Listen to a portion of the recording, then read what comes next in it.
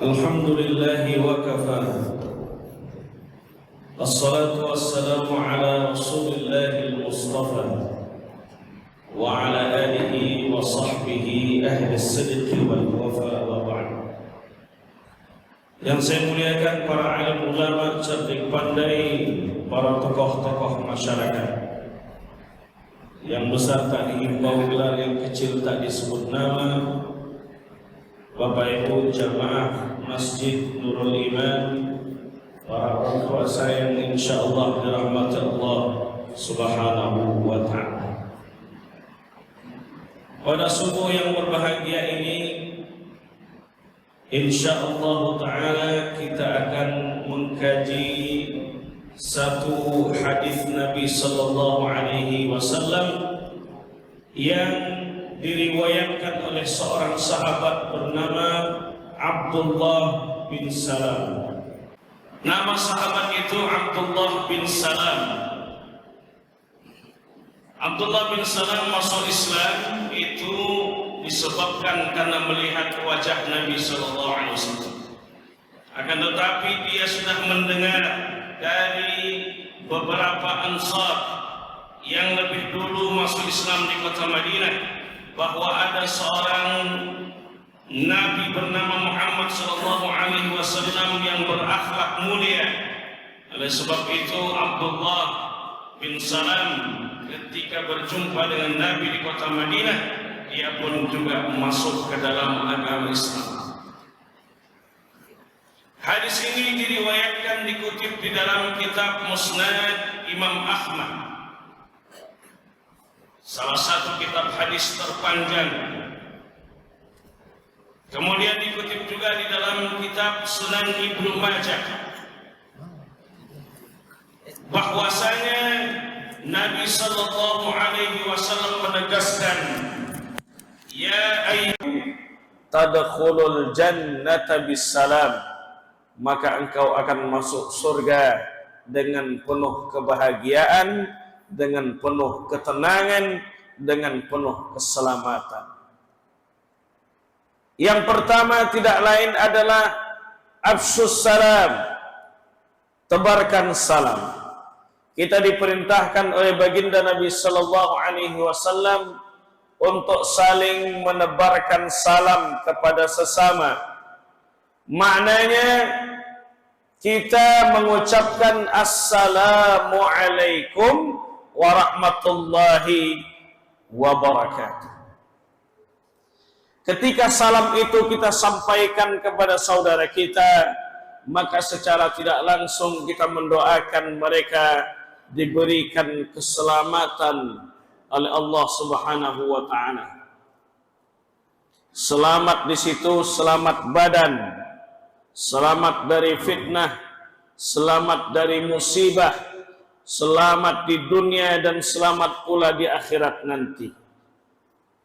Jadi jangan sampai kita meremehkan salam, karena salam ini mengandung makna yang luar biasa. Kadang di antara kita ini salam tuh mau yang singkat-singkat saja.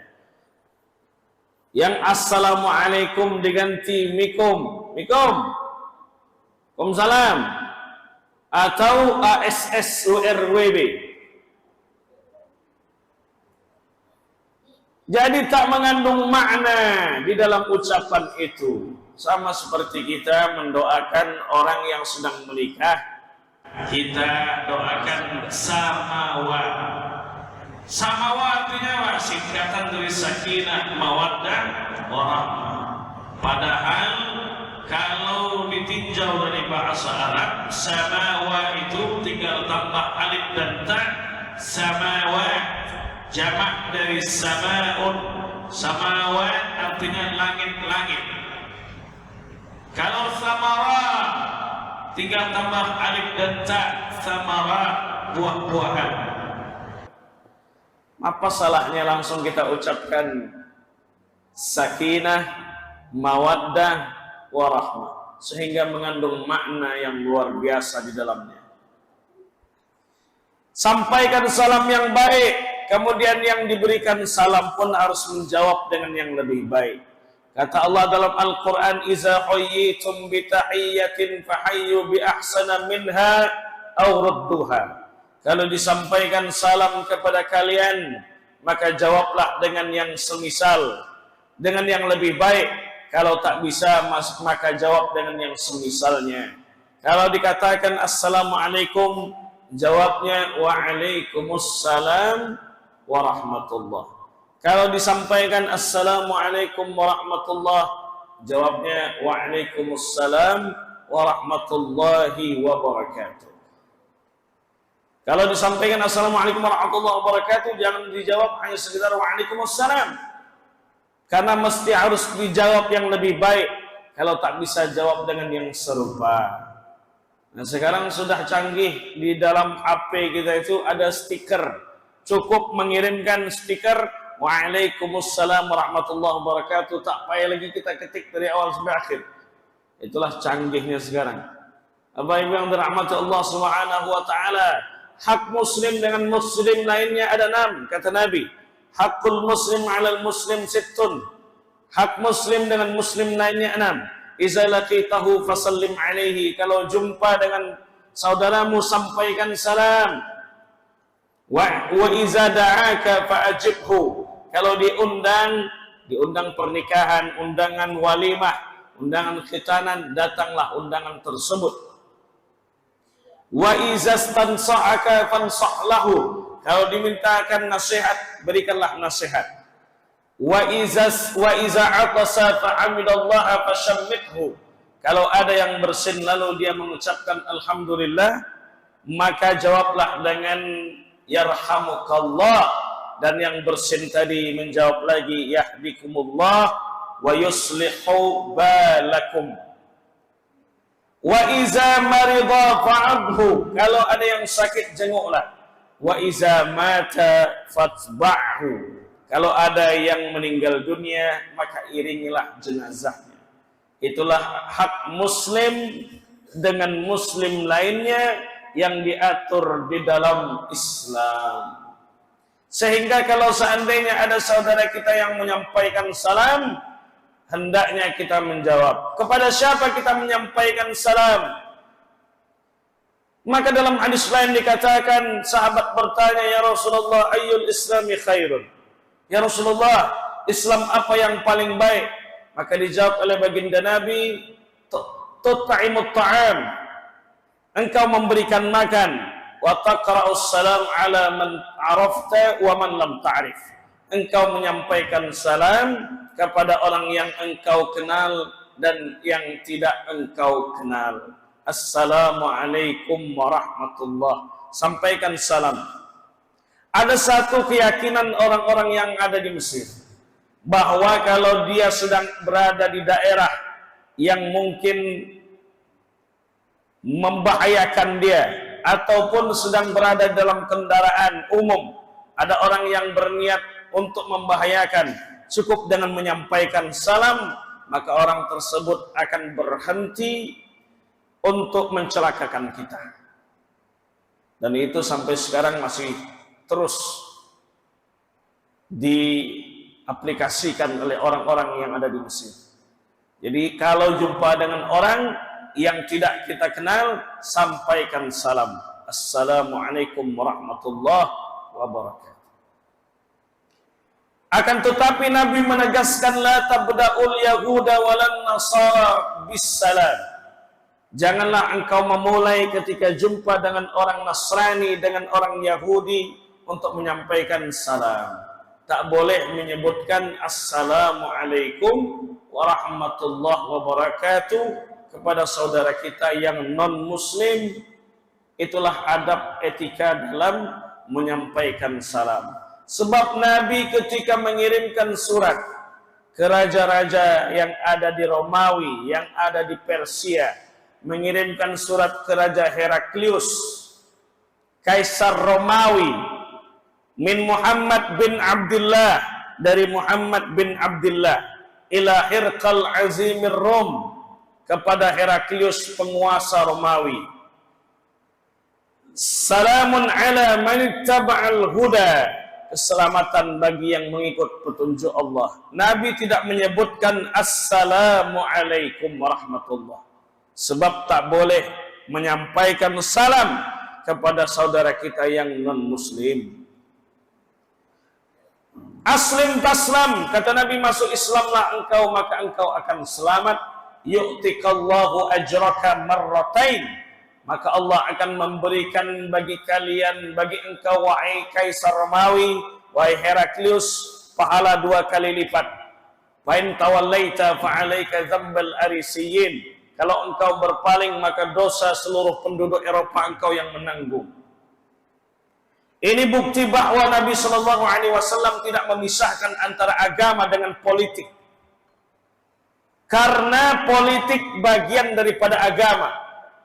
Islam itu jangankan masalah politik, masalah adab masuk masjid, adab masuk kamar mandi, itu diatur. Adab makan, adab minum, adab tidur, itu diatur oleh Islam, apalagi urusan politik.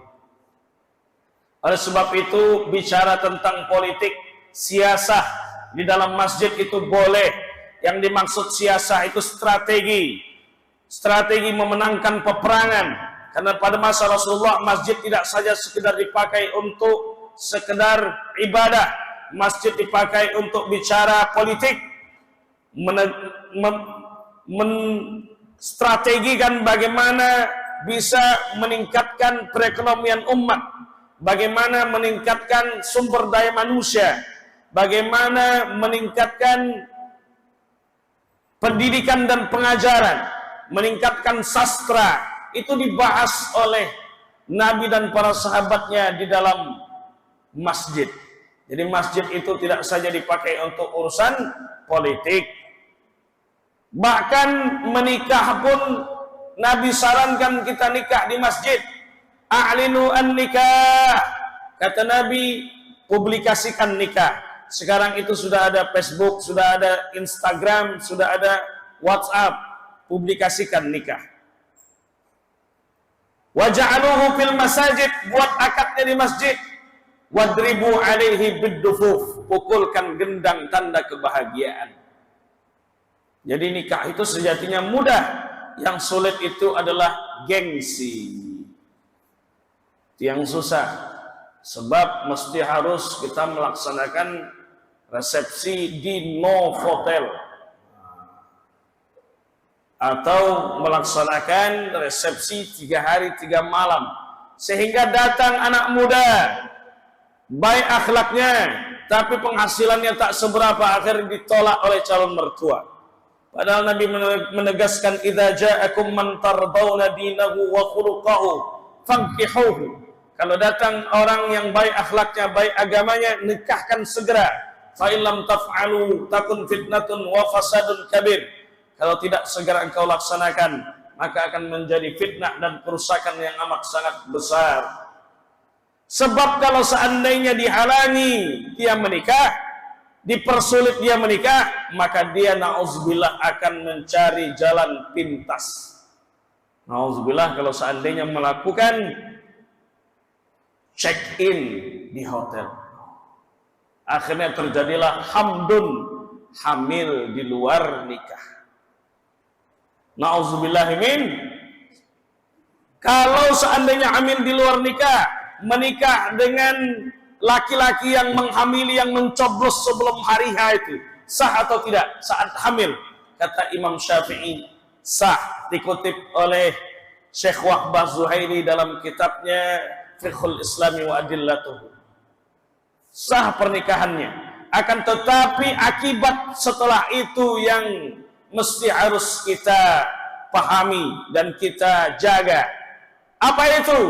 Kalau ada anak yang lahir di luar nikah, dia tak boleh dinisbatkan bin dan bintinya kecuali kepada emaknya, karena dia tak punya bapak.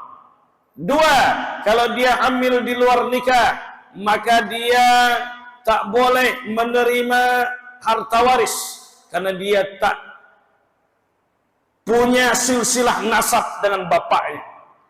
Yang ketiga, kalau seandainya dia punya adik perempuan nanti, dia tak boleh menjadikan wali, menjadi wali, Sebab as-sultan waliyun liman la waliyalah. Wali hakim itu wali yang tak punya wali. Karena dia tak punya silsilah secara nasab. Karena dia mencoblos sebelum hari H. Bapak Ibu yang dirahmati Allah Bapak Ibu yang dirahmati Allah Subhanahu wa ta'ala. Oleh sebab itu masjid dipakai untuk akad nikah. Saya pun melaksanakan akad nikah di masjid. Baru bulan Maret yang lalu menikah. Jadi belum lama, Pak. Kebetulan istri mengandung 6 bulan. 5 bulan setengah. Akad di masjid, Masjid Thayyib.